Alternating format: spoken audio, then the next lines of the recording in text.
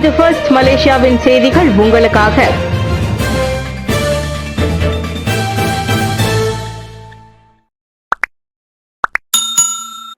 ஹோட்டலில் பாலியல் தொழில் குழுவில் 7 வெளிநாட்டு விலைமாதர்கள் கைது. பிரத்யேக இணைய அகப்பக்கத்தில் தாங்கள் விரும்பும் இணைகளை தேர்ந்தெடுத்து முன்பதிவு செய்யும் வாடிக்கையாளர்களுக்கு கோலாலம்பூர் ஜாலான் குழுவில் உள்ள ஹோட்டல் ஒன்று அறைகளை ஒதுக்கி வந்தது அம்பலமாகியுள்ளது.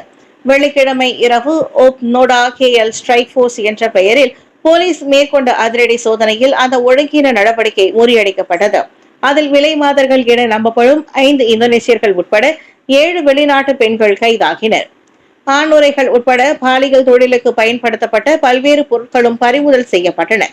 விலைமாதர்களின் சேவைக்கு கட்டணமாக வாடிக்கையாளர்களிடம் 250 ரிங்கிட் வசூலிக்கப்படுகிறது. அதில் 120 ரிங்கிட்டை அப்பெண்களும் மீதி 130 ரிங்கிட்டை அவர்களை வைத்து பாலியல் தொழில் நடத்துவோருக்கும் பிரித்து கொடுக்கப்படுகின்றது. தினமும் நள்ளிரவு தொடங்கி விடியற்காலை 4 மணி வரை இந்த ஒழுங்கீன செயல் நடைபெற்று வந்துள்ளதாக கோலாலம்பூர் போலீஸ் கூறியது. இன்ஸ்பெக்டர் ஹரோன் என ஆள் மாறாட்டம். மோசடியில் 1.14 மில்லியன் ரிங்கிட்டை பறிகொடுத்த நிறுவன இயக்குனர். இன்ஸ்பெக்டர் ஹரோன் என்ற பெயரில் ஆள் மாறாட்டம் செய்தவரின் பேச்சை நம்பி நிறுவனம் ஒன்றின் இயக்குனர் 1 மில்லியன் ரிங்கிட்டிற்கு மேல் மோசம் போயுள்ளார். கைபேசி வாயிலாக தாம் அம்மோசடிக்கு ஆளானதாக 37 வயது பெண்ணிடம் இருந்து நேற்று புகார் பெற்றதை ஜஹூர் போலீஸ் தலைவர் டத்தோ M. குமார் உறுதிப்படுத்தினர். அக்டோபர் 31ஆம் தேதி கொரியர் நிறுவனத்திடம் இருந்து அவருக்கு அழைப்பு வந்துள்ளது. ஒரு காசோலையும் புத்தகத்தையும் வங்கி டோக்கனும் அடங்கிய பொட்டலம் அப்பெண்ணின் முகவரிக்கு வந்திருப்பதாக தெரிவிக்கப்பட்டது. தான் அப்படி எதற்கும் விண்ணப்பிக்கவில்லை என அவர் மறுத்த போது இன்ஸ்பெக்டர் ஹருண் என்பவருக்கு அழைப்பு மாற்றப்பட்டது. அவரோ அப்பெண்ணிடம் கரண் பற்று அட்டை ஒன்று ஒரு மோசடியில் சிக்கி இருப்பதாகவும் பேங்க் நேகிராவின் விசாரணைக்காக மற்றொரு வங்கி கணக்கில் பணத்தை மாற்றுமாறும் கூறியுள்ளார். சட்ட சிக்கலாகிவிடுமோ என்ற பயத்தில் கொஞ்சமும் யோசிக்காத அப்பெண் போலீஸ்காரர் என கூறிக்கொண்ட நபர் கொடுத்த வங்கி கணக்கிற்கு 1.14 மில்லியன் ரிங்கிட்டை மாற்றியுள்ளார்.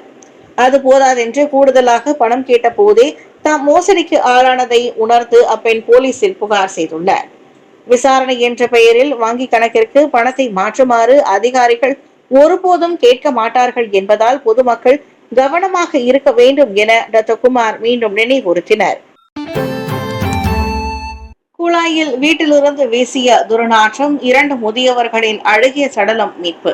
ஜஹூர் குழாய் தாமன் மேவா வீடமைப்பு பகுதியில் பூட்டிய வீட்டிலிருந்து வீசிய கடுமையான துர்நாற்றம் 2 முதியவர்களின் அழுகிய சடலங்கள் மீட்கப்பட உதவியுள்ளது.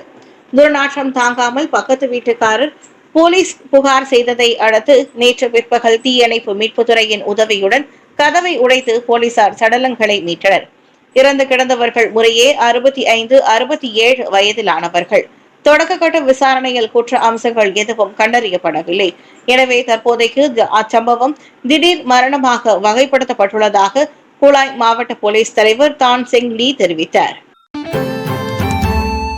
ஈராண்டு கால மடானி அரசின் வெற்றிக்கு அரசியல் நிலைத்தன்மையும் பொது சேவை துறையும் முக்கிய காரணம். பிரதமர் புகழாரம். 2 ஆண்டுகளாக இந்த மடானி அரசாங்கம் நாட்டை வெற்றிகரமாக வழிநடத்தி வருவதற்கு அரசியல் நிலைத்தன்மை, தெளிவான கொள்கை மற்றும் பொது சேவை துறையின் சீரிய கடப்பாடே காரணமாகும். குறிப்பாக வலுவான அரசியல் நிலைத்தன்மையால் எந்த ஒரு பிரச்சனையும் இல்லாமல் நாட்டை சுமூகமாக நிர்வகிக்க முடிவதாக பிரதமர் டத்தோ ஸ்ரீ அன்வார் இப்ராஹிம் கூறினார். எனவேதான் உலக அளவில் நாட்டின் அந்தஸ்தை உயர்த்த மக்களும் அரசாங்கத்துடன் இணைந்து செயலாற்ற தயாராக இருப்பதாக அவர் சொன்னார். மடானி அரசாங்கத்தின் 2ஆம் நிறைவாண்டை ஒட்டி கோலாலம்பூர் மாநாட்டு மையத்தில் நடைபெற்ற டவர் ஹாலில் கூட்டத்தில் பேசிய போது பிரதமர் அன்வார் அவ்வாறு தெரிவித்தார். நாட்டின் வளர்ச்சியில் தனியார் துறையினரின் பங்கு அளப்பரியது என்றார் அவர். இந்த 2 ஆண்டுகளில் பொது அமைதியை நிலைநாட்டிய போலீஸ், ராணுவம் மற்றும் அனைத்து அமலாக்க தரப்பினருக்கும் பிரதமர் நன்றி தெரிவித்துக் கொண்டார். அதிகார முறைகேடுகளையும் ஊழலையும் ஒழிக்கும் போராட்டத்தை மடானி அரசாங்கம் ஆதரிக்கிறது. அமலாக்கத்தில் பலவீனங்கள் இருப்பின் அவற்றை ஒப்புக்கொண்டு திருத்திக் கொள்ளும் அரசாங்கம் முயற்சிக்கும் என்றார் அவர். ட்ரக்ஸில் BZ திறப்பு விழாவில் நடிகர் ஷாருக் கான் ரசிகர்கள் இன்ப அதிர்ச்சி. கோலாலம்பூர் துன்ரசாக் எக்ஸ்சேஞ்ச் வணிக வளாகத்தில் பாலிவுட் சூப்பர் ஸ்டார் ஷாருக் கானின் திடீர் பிரவேசம் வருகையாளர்களை ஆச்சரியப்படுத்தியது. துபாயை தளமாக கொண்ட பின் ஜாயத் இன்டர்நேஷனல் நிறுவனத்தின் கிளை திறப்பு விழாவுக்காக அவர் மலேசியாவுக்கு குறுகிய கால வருகை மேற்கொண்டார். மலேசியாவிலும் ஏராளமான ரசிகர்களை கொண்ட ஷாருக் கானின் வருகையால் அந்நிகழ்ச்சி களை கட்டியது. சில ஆண்டுகள் கழித்து மலேசியாவுக்கு திரும்பி வந்து அனைவரையும் சந்திப்பது மகிழ்ச்சி என 59 வயது ஷாருக் சொன்னார். உலக முதலீட்டு நிறுவனமான BEZஐ கோலாலம்பூர் ட்ரக்ஸில் திறந்திருக்கும் கிளையின் மூலம் தென்கிழக்கு ஆசிய சந்தைக்குள் அடியெடுத்து வைத்துள்ளது. 2TM நிகழ்வில் SPM சான்றிதழ் நகலை வெறும் 10 ரிங்கிட்டுக்கு பெற்றுக் கொள்ளுங்கள். SPM சான்றிதழ் நகல்கள் முதன்முறையாக வெறும் 10 ரிங்கிட்டுக்கு வாங்கும் வாய்ப்பு பொதுமக்களுக்கு வழங்கப்படுகிறது. கோலாலம்பூர் மாநாட்டு மையத்தில் நேற்று தொடங்கி நடைபெறும் 2TM எனப்படும் புரோகிராம் துவா தஹான் மடானி கொண்டாட்டத்தில் அச்சிறப்பு சலுகை கிடைக்கிறது. வழக்கமாக 30 ரிங்கிட் கொடுத்துதான் SPM சான்றிதழ் நகலை பெற முடியும் என்ற நிலையில் இந்த மடானி அரசாங்கத்தின் 2ஆம் நிறைவாண்டை ஒட்டி கழிவு வழங்கப்படுவதாக மலேசிய தேர்வு வாரியம் கூறியது. 1994ஆம் ஆண்டு மற்றும் அதற்கு பிறகு SPM தேர்வெழுதியவர்கள் KLCCயில் உள்ள KPM சேவை முகப்பிடங்களில் சான்றிதழ் நகலை பெற்றுக் கொள்ளலாம். அடையாள அட்டையை காட்டினாலே போதுமானது. இவ்வேளையில் PMR தேர்வு சான்றிதழ் நகலையும் அங்கே பெற்றுக் கொள்ளலாம். பாங்காக் கோவிலில் 12 சடலங்கள் கண்டுபிடிப்பு, விசித்திரமான மாந்திரீக போதனை அம்பலம். தாய்லாந்து பாங்காக்கில் சிறுவர்களுக்கான மாந்திரீக போதனை சர்ச்சையில் சிக்கிய புத்த கோவில் ஒன்றில் மண்ணை தோண்ட தோண்ட சடலங்கள் கண்டெடுக்கப்பட்ட சம்பவம் அந்நாட்டையே உலுக்கியுள்ளது.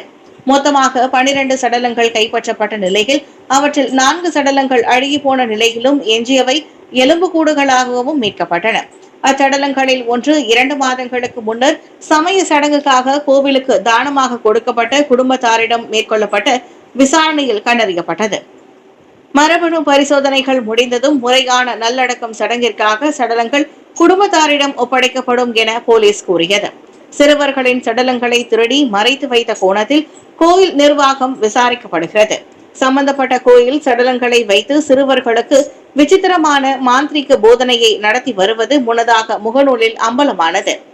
மந்திர கண் மந்திர காதுகளை பெறும் ரகசியம் என கூறி சிறார்கள் தவறாக வழிநடத்தப்படுவதாகவும் குற்றம் சாட்டப்பட்டது. எனினும் அதனை மறுத்த கோவில் சாமியார் சிறுவர்களுக்கு வாழ்க்கை தத்துவத்தை புரிய வைக்க சடலங்களை வைத்து பாடம் நடத்தியது உண்மைதான் என ஒப்புக்கொண்டார். ஷா ஆலமில் TNB கேபிள் திருட்டின் போது மின்சாரம் பாய்ந்தது, 2 திருடர்களுக்கு தீப்புண் காயம். ஸ்லாங்கூர் ஷா ஆலம் செக்ஷன் 16 TNB கேபிள்களை திருட முயன்ற 2 ஆடவர்கள் மின்சாரம் தாக்கி படுகாயம் அடைந்தனர். நேற்று நண்பகல் வாக்கில் நிகழ்ந்த அச்சம்பவத்தில் முறையே 49, 31 வயதிலான இருவருக்கும் முகம், கை, கால்களில் தீப்புண் காயங்கள் ஏற்பட்டன. உடனடியாக ஷாலாம் மருத்துவமனையில் அனுமதிக்கப்பட்ட இருவரின் உடல்நிலை சீராக இருப்பதாக மாவட்ட போலீஸ் கூறியது. மின் துணை நிலையத்தில் இருவரும் அத்துமீறி கேபிள்களை வெட்டிய போது வெடிப்பு ஏற்பட்டு தீ பரவியது தொடக்க கட்ட விசாரணையில் கண்டறியப்பட்டது. இதனால் அப்பகுதிக்கான மின்சார விநியோகமும் பாதிக்கப்பட்டது. கேபிள் பழுதுபார்ப்பு உள்ளிட்ட செலவுகளையும் சேர்த்து மொத்தம் 3,50,000 ரிங்கிட் இழப்பை அச்சம்பவம் ஏற்படுத்தியுள்ளது.